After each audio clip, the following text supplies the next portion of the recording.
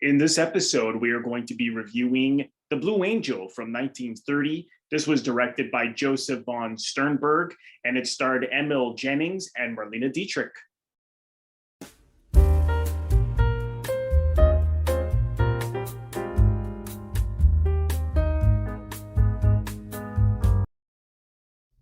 Welcome to Robert Bellissimo at the Movies. This is a YouTube video podcast where we explore movies from all over the world and talk about how those stories were told on film.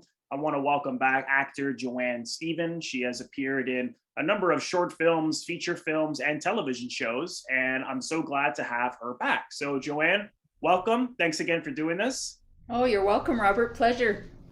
Yeah, this is, I'm really glad we're doing this because this is a film I hadn't seen before, and I've been meaning to see it for a long time. Was this your first viewing, or had you seen it before?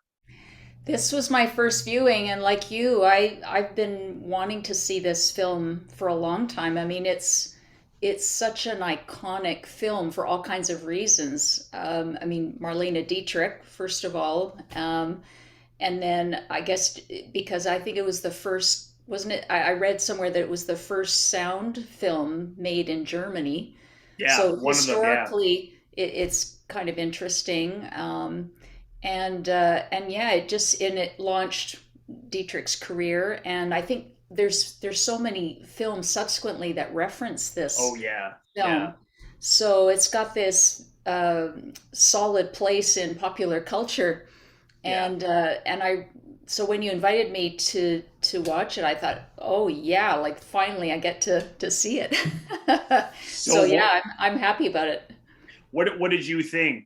How did you feel about it? I really liked it a lot.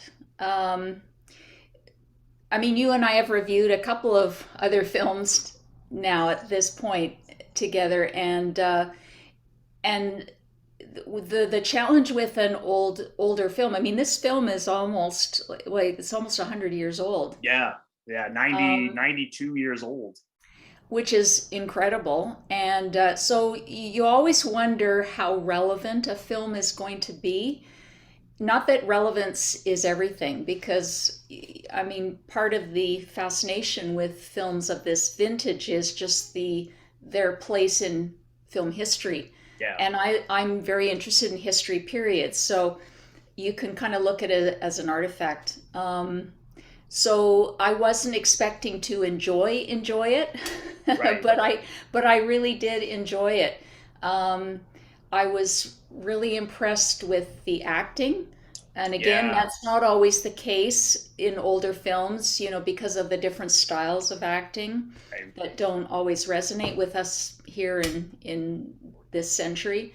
But I thought the acting was very good. I thought it was remarkably natural for the time.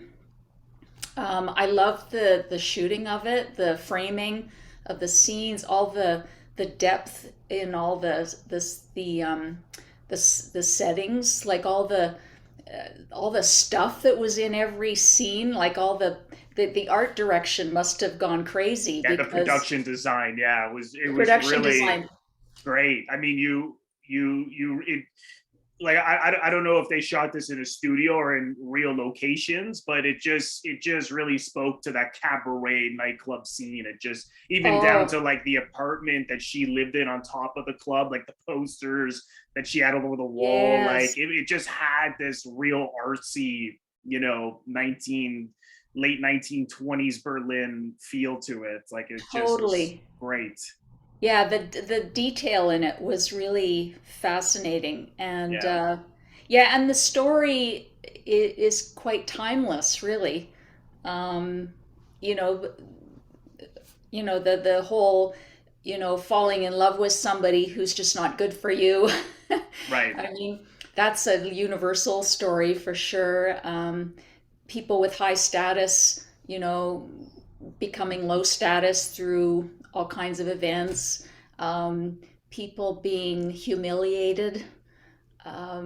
Yeah, there's a lot of universal kind of themes in it, which I think we can all relate to. So yeah, I really enjoyed it.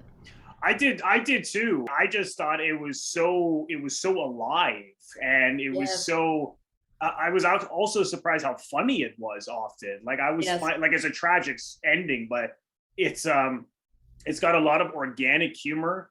And I Mhm. agree, the performances from Dietrich and Emil Jennings, I believe that's how you pronounce his Mhm. name, who is the professor. Yes, Emil or Emil, one or the other. Um, they were just phenomenal. Like particularly as he then joins her, you know, her night act and the troupe there, and he becomes a clown. Yes. Just the look on his face, like this broken man who's just a life was just drained out of him. Yes. And I just thought how he got to that was remarkable, and you know, it's like just the look on his face was so heartbreaking as he just goes into madness. But even before that, like I said, the humor of how he was like so tough on his students because you know you knew that they were going to the Blue Angel, this nightclub, and he was spying on them and he's lecturing them and telling them off and chasing them.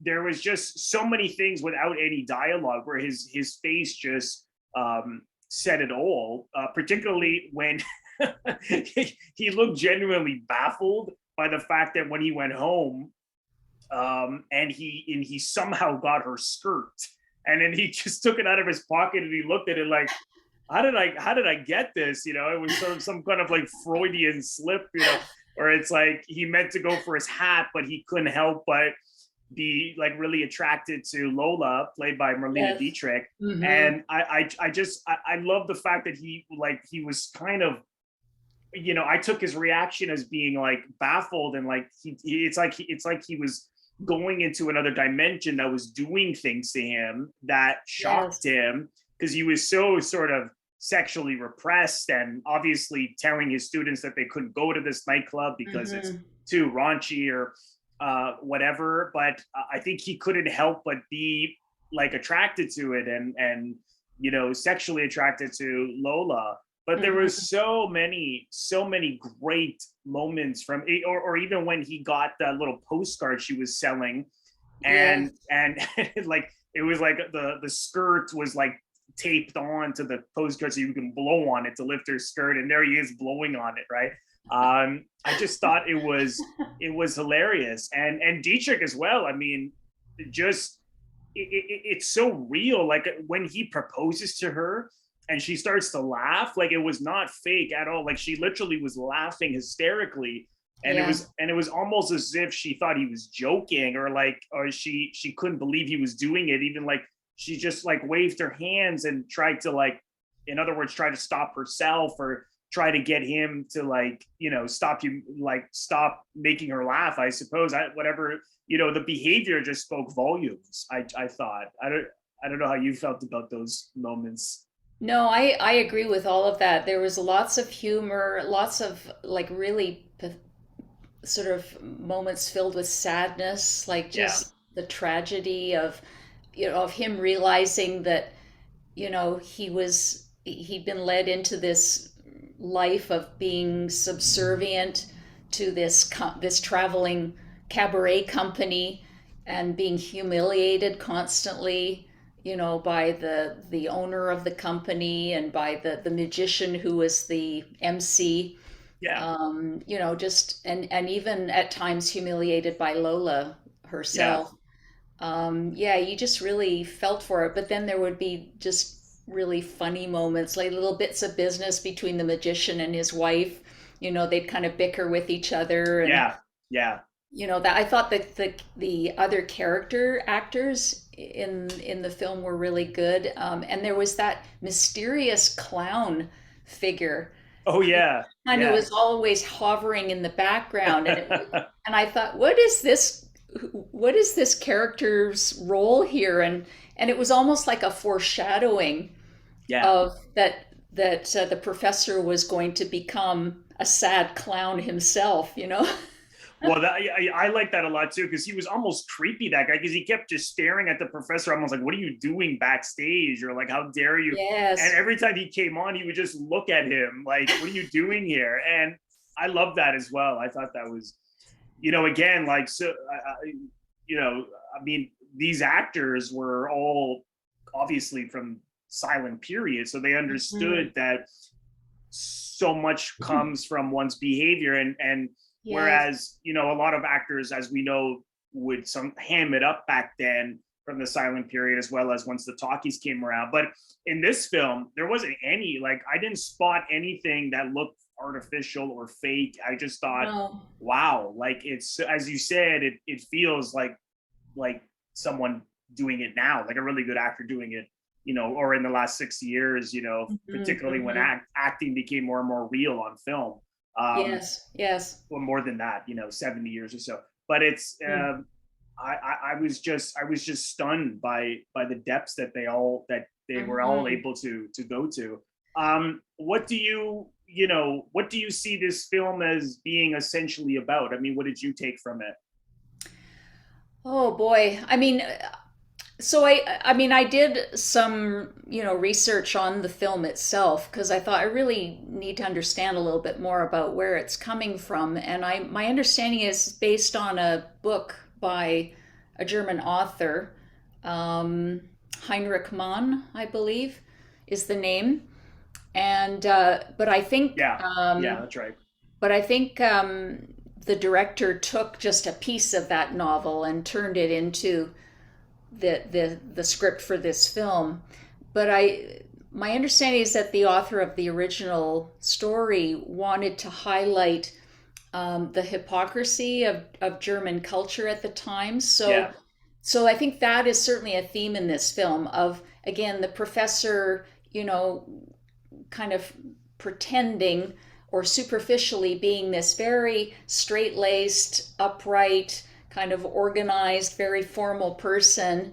And yet, he's susceptible to falling in love with this cabaret singer and abandoning his academic career, and then uh, going against his own kind of values to, be selling her dirty postcards in the cabaret and being humiliated on stage. Like, so I think there is a portion of that theme that the director retained for the film, which I think is really interesting. And I think it relates to Germany at that time, and this is pre World War II, where Germany was really struggling economically, and there were lots of cabarets around, like the Blue Angel, where shady things were happening, and yet there were also this class of people that were pretending to be all upright and self-righteous and so on. And I think we see that today, right? oh There's yeah, a lot yeah, of hypocrisy in certain parts of our community. So that to me really stuck out. yeah, Um, yeah, there were also just the appeal of the artistic life. I thought was really interesting that yeah, the average person is drawn to that kind of chaotic, creative way of living that all the cabaret folks seem to live. Yes, there was a downside to it. I mean, you're constantly traveling, and it's obviously not very economically um, advantageous, but there's something very free about it. You meet different people, you're having affairs with all these people, traveling around. There's something very free spirited about it. yeah, So you can kind of see why the professor was so drawn to it, because, as you say, he was just so repressed. yeah. Yeah, that really stuck out to me as well. Is this is this sort of false society that, like, these false morals and hangups people have that Mhm. are really just in our own head, or like the popular opinion. Mhm. Because yeah, as you said, the professor, he's he's a professor. He loves his job. He seems to really love what he does, and he looks down at anything that is sexual or raunchy, which of course we saw with the Blue Angel, to Mhm. the point where he's gonna chase his students and try to find them there, and drive them out of there. And by as a result of falling in love with her, with Lola, like his boss, they throw him out, and it's like, Yeah. so he ends up joining this troop out of necessity. I mean, first he's like, he said, just the look on his face when he's handing out those cards, like he was like the worst salesman. Like no one, there was like they even I think the boss even comments like, we used to sell like tons of those, and now it's like two, because like he's just going around like he looked like he was out of his mind, um like he like just kind of like pouring them over people. Mm. And so out of necessity he has to join, and you don't see like how he becomes a clown, or where that decision came from, and Hmm. you don't see why that became like that made them even more famous. The fact that that's the great irony, right, was that, and it plays into the humor of the film, was that this thing that he's so repulsed by is makes him famous. But you have to really connect the dots. It's like, they basically make him into like a like a fool. And we saw at Yes. the end, like throwing eggs at him, and he's cockadoodle doing like a rooster. And Yeah. it's really really brutal how bad they make him look. So you don't see where that decision came from, but you see how much it's taking a toll. But it just made me Mm. realize, like, if society didn't view, I don't think necessarily like nightclubs or are now are so taboo as perhaps they were then. But I mean, it would be the equivalent, I suppose, of some upper class person like falling for like a prostitute or someone, or Mm. like a stripper or something. Hmm. Not that I think anything's wrong with that, but just judging from that point of view of like, oh, a more Yeah. kind of conservative upper class types who might look at that as something dirty, is basically how this society looks at. Hmm. and what really stood out to me was like this, you know he clearly wasn't truly repulsed by it, because he was attracted to it. And I Hmm. think it was just more that he was lost his job over it, and he was basically ruined. And you don't, like, to me, I'm like, well, you know, I don't really know exactly how he felt about these shows, because it seems like it's just his own insecurities Hmm. are driving him to hate it. I mean, I'm sure he didn't like becoming a clown and becoming like the fool. Hmm. But you can't help but wonder how much is that just him thinking that he's being judged, and how much of that is his own true feelings, because Right. people hate to be judged, right? And they hate Hmm. to step in outside of their own comfort zone. And it's as simple as someone rich marrying someone maybe really poor. uh they like, either you're going to go into their world, or they're going to go into your world, right? So it's kind of like, it doesn't always mesh, because of all these kind of class or social constructs, right? As opposed to just, Hmm. I'm a person and you're a person. So I think he couldn't accept her, right? He couldn't accept what she did. And I just, I could understand why the relationship started to deteriorate or crumble. But I thought that it was, I imagine that's what you meant by the hypocrisy, right? Like, it's like these people, we are attracted to, obviously, things that are sexual, but it's like we deny it. um Yes, yes. And I mean, even at the end, in the audience, I noticed were a lot of his former colleagues from the gymnasium, yeah, right? But they were very disapproving of what they were seeing. But then right, why were they there? exactly, And yeah, and so yeah, that makes me think about how, like in today's world, I mean, through social media, like we're just fascinated by, people falling on their face in public, or, scandals, or, people doing bad things on social media. And I mean, and we're very judgmental, but we still are clicking on them and want to yeah, follow the story and all that. It kind of reminded me of that kind of thing, seeing these people in the audience. they were derisive of the professor and judging him, but they were still there because they were fascinated. Right, and they threw him out, right? And it's like anything else, and like anything that like society says no, no, no, is makes you want to Mhm. rebel. And you Exactly. saw that with the students as well, because they're like told this is bad, don't go, but they're constantly going, right? It's like, um, and people are just born that way. Like we when you tell someone no, they're gonna just want it. They're gonna want it more. So Absolutely. the more you make this taboo, it's just going to make Hmm. them want to be um, more and more rebellious. But that really that really popped out to me, and it reminded me of I don't know if this was an actual Lenny Bruce joke, but it was in the film Lenny with Dustin Hoffman. I don't know if you ever seen that Lenny.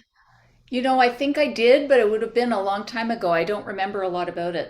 But there's some stand up of Dustin Hoffman doing Lenny, and Lenny Bruce's stand up was always about how we're hypocritical, Yes. Hmm. constantly. And one of the jokes he made, and you saw that with the professor, is like he makes a joke about a guy going to see I believe a stripper or something, and it's like, and then a friend saying, hey, wouldn't you want to make it with a girl like that? And the guy's like, oh yeah, no, I would. Yeah. Wouldn't you want to be with a woman like that? He's like, yeah, yeah, for sure. And then he's like, well, what if that was your wife up there? And he's like, are you kidding? Never, no way. But it's like, it's okay for you to like be Hmm. lusting, but once that person is now your wife, no one else can look at her the way I'm looking at her right now. Yes, yes. And I think, and you saw that because once he goes into that world, he starts to. There's one scene where he starts to say, "Hey, you can't be doing, you can't be doing this," and he doesn't Yes, like right the after they're married. right after Yeah, they're married, and he's like, he doesn't like the way everyone's lusting after her, but it's like that's what you were doing. It's like, exactly. and that's who she is. So I found Hmm. that really, really fascinating. That is so true. Yes, and that's what I was really interested in with Dietrich's character, with Lola, is she was not at all going to accept that. Like, and Yeah. I forget what line she says to him after he says to her, well, you're not going to need these postcards because you're not going to be doing this anymore. And she basically says something like, well, we'll see about that. Yeah. And then the film kind of flips forward, and in fact it uses that trope of the flipping calendar That was pages. very common in the 30s. It Yeah. was, yeah, and I don't know who first started that, but I thought it was very well used in this Yeah. sense. And so you Yeah. see the years flipping by and you realize, oh, yeah, she was right.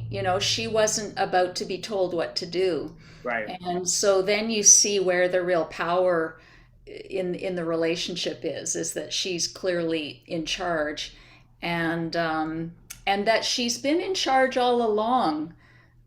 She kind of decides what she's going to do, who she's going to do it with, when she's going to do it. And Yeah. that's kind of that became part of Dietrich's persona. Yeah.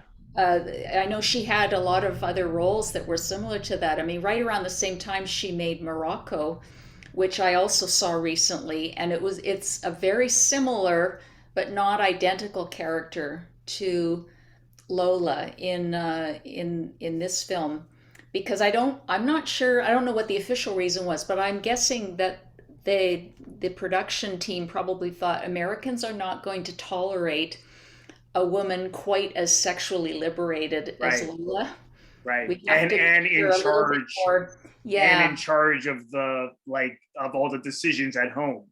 Yeah. Yeah, I think maybe they felt more comfortable with a woman who's a little more of the stereotyped kind of fallen woman who is regretful about her choices. Yes, I know they really flipped it. And what's interesting is even now that's something that is not that men have a hard time with, like Mhm.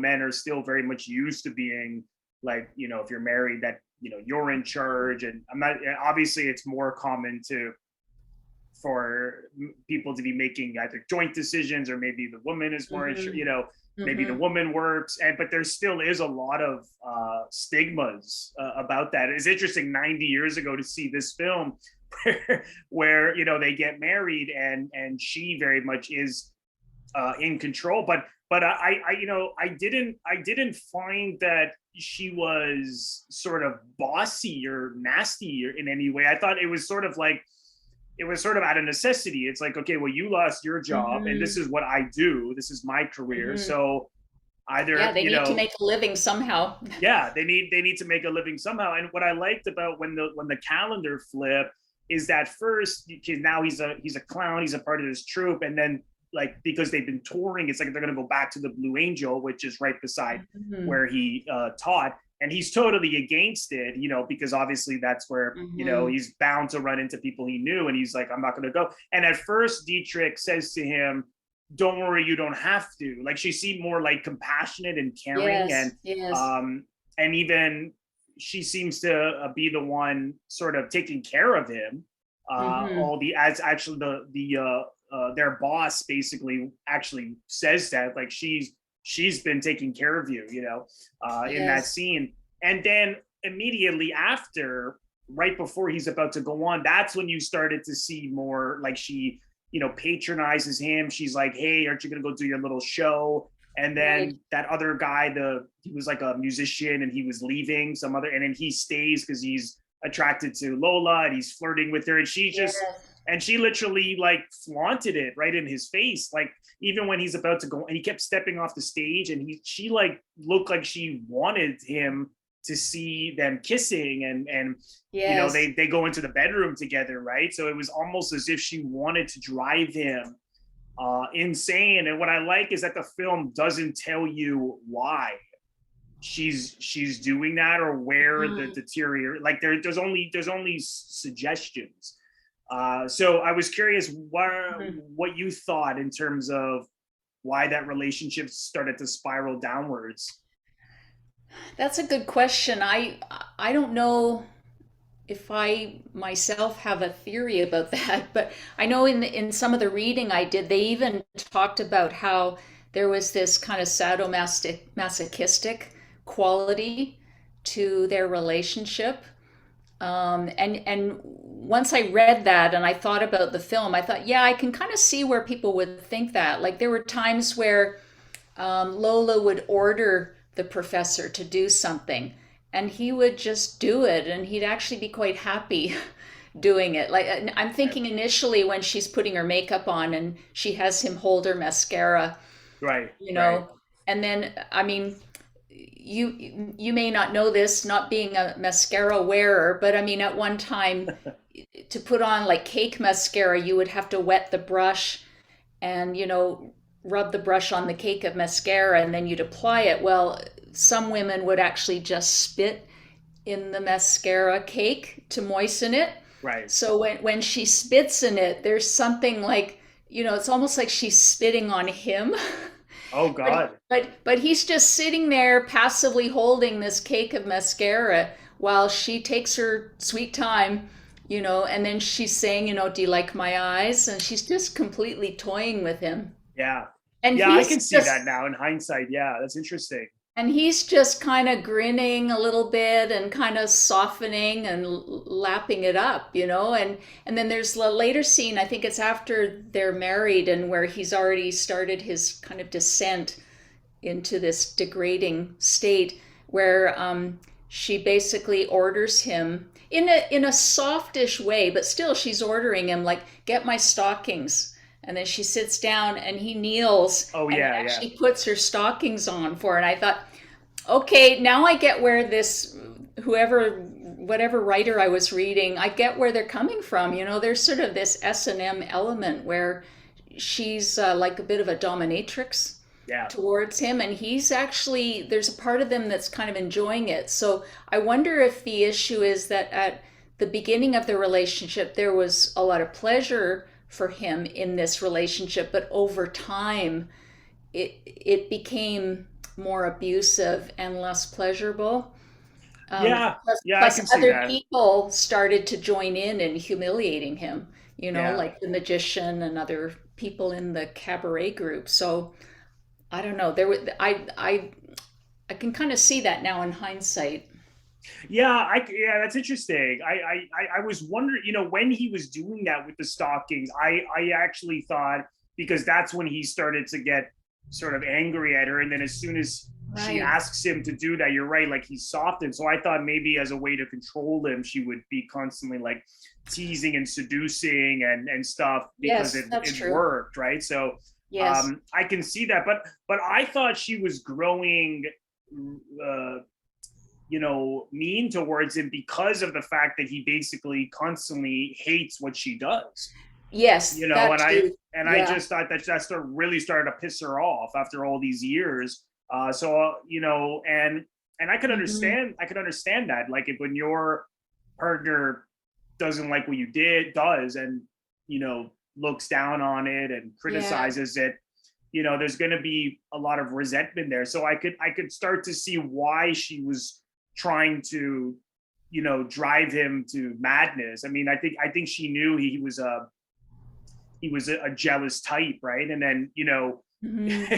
I couldn't help but laugh, even though it was so sad. Like when he chases that guy into the room and he's like screaming like a rooster. It was funny, but it was so tragic because it was almost like they brought him down to like animal like he just Oh, totally. and I thought that everybody else perhaps joined in on degrading him because they also knew that he hates what they do, right? So it's almost like it was Yes, good point. that's how I saw it. But it's interesting because it's so like it cuts through all these years and we just see these scenes and we Hmm. don't see it we don't see any of the motivations behind it. We just No. see these things play out. And again, a Hmm. lot of it was not anyone saying anything. It was just on their behavior and on what they Yes. see and what they do.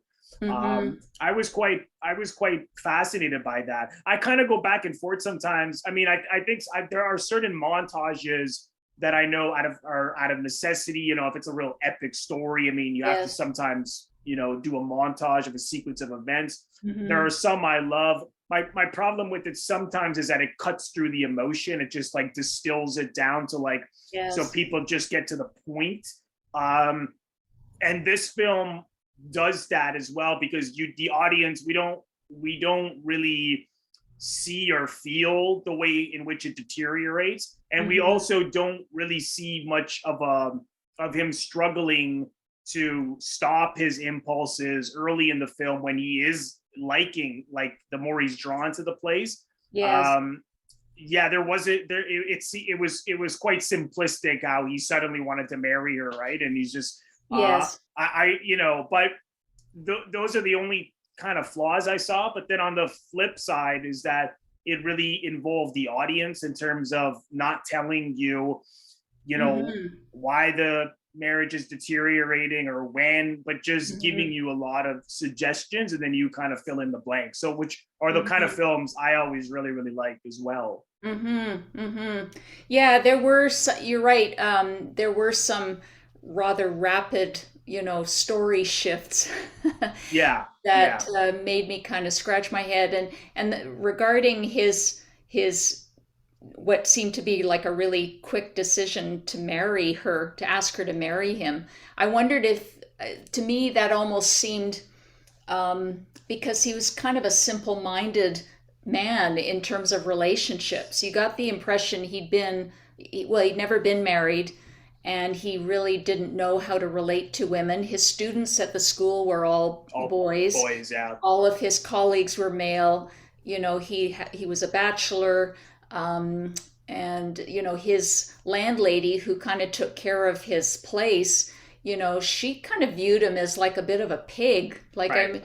there's a funny scene where she's kind of like making comments like, "Oh, it stinks in here," and there's a lot of garbage around, and so he's clearly not a very sophisticated guy. So I almost wonder if in his mind, it because he also had this view of women as being, well, if you really love a woman, then you must marry her. Right, right. Like I have to make an honest woman out of her. That's interesting. Yeah, that That could whole be. thing. So Yeah, it's like, well, now I've kind of slept with her, or so it was suggested, right. then I must make her an honest woman That's and do interesting. her the Yeah. honor of marrying her. And that's where her laughing at him struck me really hard. It's like she's saying, I don't care about shit like that. Like which she didn't, right? She lives outside of Lola lived outside of all of those codes.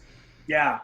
Yeah. Which is, As so Dietrich did too. as Dietrich, yeah, she like literally in the 20s was going to like, she loved this world, going to like the drag balls and the nightclubs. And, Mm. this really was a lot of part of, the 20s where it's interesting, the 20s were such a liberating time. I mean, I think sometimes when we look back, we think people look at the world and sometimes a little too simplistically, and we just think like that year after year is progress along progress, but Hmm. actually it's not the Oh, case at all. There's so many, like, you look at the 20s and it's like even now it would some of those things would be shocking, and then we look at like the 30s, which or the 50s, and they just really regressed, like it's that's what I find so interesting about seeing these films as well, is just like, my god, the way, this is like the way people look at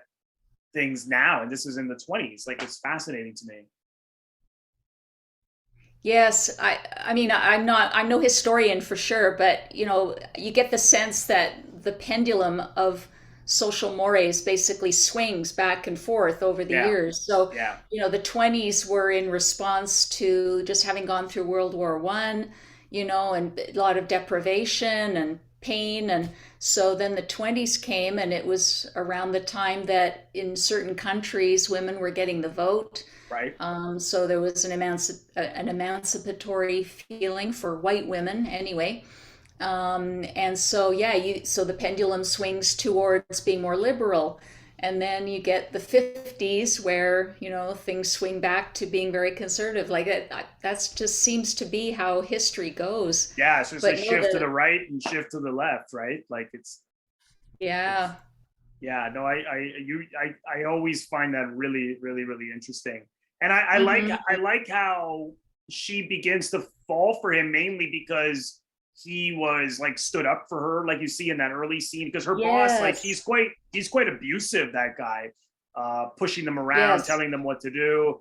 And he stands up to her and defends her. And you see there's a cut to her, like, being so flattered, which again, Yes. I Yeah. was like, it was as if that had never happened to her. She was always kind of used to being, pushed around, or from the audience perspective, just, objectified. Hmm.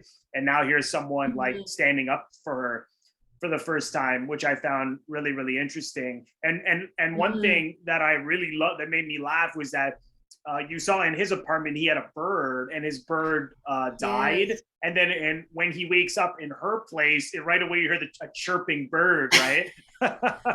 So it's like, I just thought that was so symbolic, right? Of, because he was like dead and repressed, and now it's like, listen to the birds sing. Yeah, that was a nice touch.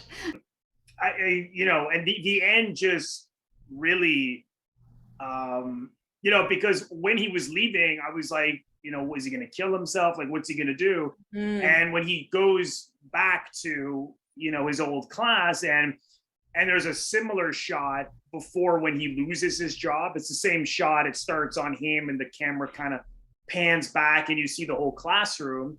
And they do the same thing here, where he's clutching his desk, and then the camera starts to pan back, and one guy's trying to get him Yes. up, and like they cut to his hand, and he's just he's like, I don't know if he's dead or if he just was like passed out. I'm not sure. Did you think he died? I don't know. It's ambiguous for sure, but I did notice the two parallel shots for sure, and I thought that was very striking. Yeah. I really liked the way the director chose to do that. But yeah, that was another maybe not quite realistic thing. I mean, that he would make it all the way back to the classroom and just happen to die. It's a little bit Yeah, overly yeah, dramatic, but it makes the point, I think, that in his mind, that was it. Like there's yeah, no going back. yeah. Like spiritually speaking, he's gone. Yeah, Hmm. which was such a tragic end. Hmm. Did you read anything about the making of this film, that anything that you found that was interesting? A little bit. I'm trying to remember some of the details.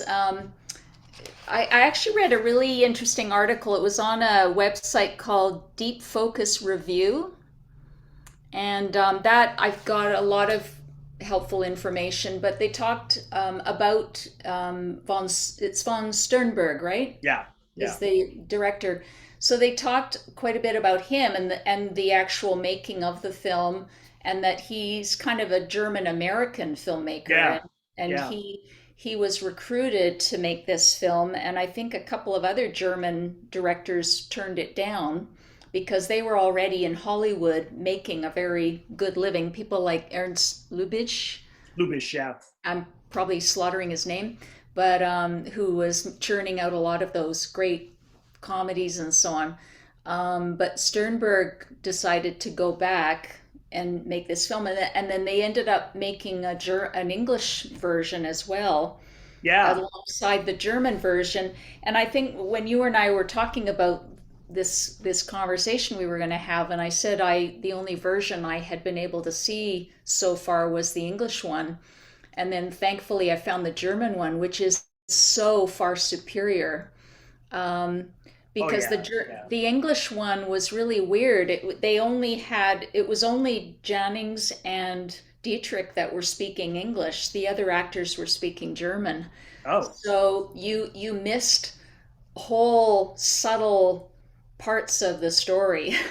did Dietrich and could you tell if it was actually her voice or? Yes, it wasn't Okay, dubbed. It was them speaking in real time, okay, but the dialogue was even a little bit different. And the acting was not nearly as grounded because it was just very strange how they'd done it. But I guess they made that decision in order to try and appeal to yeah, English speaking audiences because mhm, it seemed like the goal really was to make a big splash with this movie. yeah, Everyone wanted it to be as big as possible, which it ended up being. yeah, yeah. And I read that her and von Sternberg uh, had an affair on set, and then Hmm. he was married and she was married too, and then they took off to America, and his wife found out and got there before him with her lawyer. Oh, oh, I didn't read that. Yeah, and could you imagine, you get to America embarking on this Hollywood journey, and like his wife like was there and sued them both, and Standing there. um, I just thought, wow, that's quite fascinating. Um, but another thing I wanted to highlight, which was interesting, was the the way in which she sang that song at the end and early in the film was very different. I don't know what the song is called, but she's talking about how men fall in love with her, and In it's like English, it's just falling in love again. falling in I'm love not sure again. what the German title is, but. And when she does it the first time, she's clearly directing it at the professor. She's very like Mhm. loving and seductive. And then at the end, she's just like, with that classic shot of her sitting on the chair in a very Yes. domineering position, and it's much colder. It was much more like I'm in charge. Yes. So I suppose the stereotype is like, oh, the femme fatale who shows her true colors, but I actually think they took that cliche and made it much richer and deeper, because like I said, I don't think that she was out to get him. Like there was nothing to gain from him. Hmm. It's not like she was after his money or something like you No. saw in like Hmm. film noir. It was just that she was equally as hurt by him as perhaps he was of her. Hmm. And so I didn't see, I just saw that as, you know what, if he can't accept me, then screw him. which Hmm. is quite powerful, which is quite liberating. I don't know if that was something you thought of, or what you thought of that. For sure. So what I find fascinating about her as an actor, Dietrich as an actor, is just how she just commands space. Yeah, She she just is not afraid to be present and to take up space. And the way she even says her lines, there's a kind of um, a sense of I'm gonna say my line when I'm ready to, yeah, and she just really situates herself there, and it's very, yeah, very grounded, very real. So you're right. Earlier in the film, when she sings that song "Falling in Love Again," and she's on stage, and there's all these other women sort of hanging out in the back. It's I found that fascinating. All the and they're not gorgeous women. They're women of all sizes and shapes and ages, and they're just kind of hanging out, trying to make a living like Lola is. And this song is sung a bit more casually, a bit more playfully. But at the end, yeah, I really felt like, and boy, there's no backup singers at the end either. It's just her. that's right, no backup. It's just her, and her voice is even stronger. Like Yeah, she's singing it more forcefully, and it's like, wow, she really is commanding space now. yeah, This I found that totally riveting. And in part, maybe, if I'm honest, it's because that song has become so associated with Dietrich, and those postures, her sitting on the chair like she's on a horse almost, yeah, a yeah. a really power position. Well, that Uh, you saw that with Liza Minnelli in Cabaret, like it's the yes. or Chicago, which is also Bob Fosse. It's exact. It's so Oh, similar. all the references are incredible. Yeah, Yeah, so it's hard not to think of that in 2022 when you're seeing this film. So how much of your impression is informed by all the weight of the popular reference, the weight of her place in popular culture. But nevertheless, that whole scene was really amazing. yeah, She took the stage. She owned it. She took her time. yeah. I just thought, wow, that's just a master class in itself for any actor. Totally. Just to be fully yourself in the here and now. No, absolutely, and that she was. I don't know her filmography too well. Like I've seen some of her films. I'm actually planning to see a lot more. I've been meaning to see a lot more of her performances for all the reasons you just said. Like I think she's a fascinating actor, but apparently in her screen test, which apparently you can find. I Um, saw it on YouTube. yeah, yeah. It, Okay, so it it's on was YouTube. it was amazing. Yeah. And Yeah. apparently she didn't think she was gonna get it, so she kind of was like did it like she didn't care, and they were like, yes, that's what we want, because she kind of reminded me, because Brando had that quality too. It's kind of like they're so present because part of them is just unafraid, and like perhaps not that they don't care, but they're also able to just have fun and be very relaxed Yes. and loose, Oh, and yeah. but I don't know about Dietrich. I know Brando kind of partly didn't care sometimes, but and that's it was part of why he was so good, because he just was this is how the scene's gonna go, and it is what it is. And she Mm. was like that too, because she does have this it's not it's like it's she has somewhat of a cold expression, but then just somewhat sort of like just very relaxed and very sort of Yes. indifferent and chilled out. But then you could when I've seen her in other films, when you do see her get more emotional, she can just kind of she can really her face just Hmm. totally changes. But I think that's Yeah. just who she is. She has this sort of like chilled out, kind of like laid back, cool, indifferent, and that's part of why Hmm. I think she's so iconic. You Yes. know, Yes. Yeah, and this ambiguous quality she has. I mean, she always has come to represent. you know, like being very ambiguous with her sexuality, Yeah, and so on. She's very comfortable with that. I think that that's always a very exciting thing to see in an actor absolutely. because yeah, you're not able to pigeonhole them quickly. Right. So your mind is automatically stimulated with curiosity, like what am I looking at here? Yeah. You Yeah. know, I think that's a really great quality. And she's always been almost the poster person for that, because of her willingness to kind of play with gender and all kinds of things. Yeah. And then of course, the iconic shot of her with a tuxedo, a cigarette, Hmm. and I'm like, wow, like and I understand why a woman would perhaps be afraid to dress that way now because they feel like Hmm. they'd be criticized for it. But like here Hmm. we are in like early 30s, and she's just like, I don't give a fuck what you think. Exactly. I Oh, love it. I love that. I love that so much. Yeah. Well, and if you have you seen Morocco yet? No, I haven't. I've been like I have so much to see of her, but I'm planning to.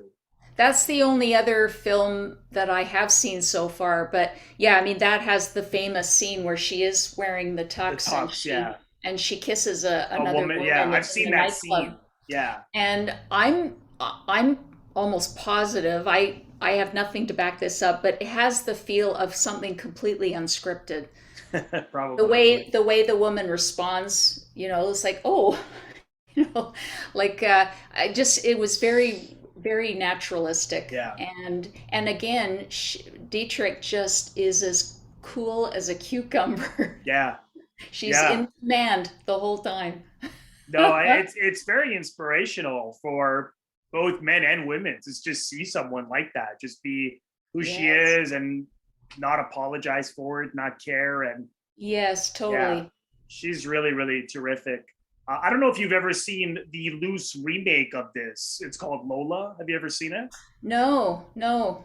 It's from the early 80s. It's one of my favorite German filmmakers, Fassbinder, Rainer Okay. Werner Fassbinder.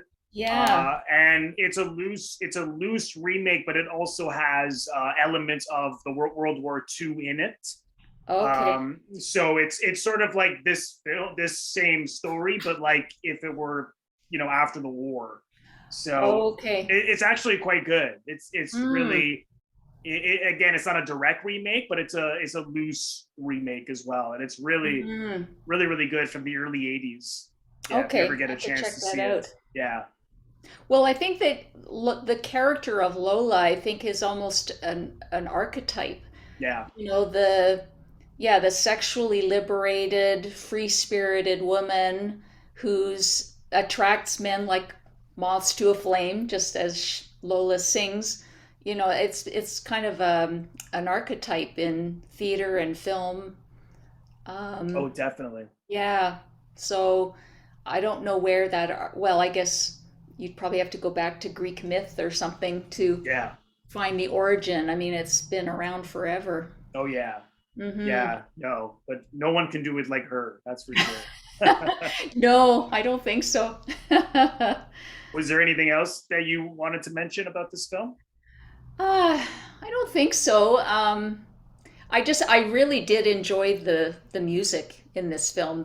Yeah, All the well, I think she only ends up singing maybe two or three songs. yeah, a few times.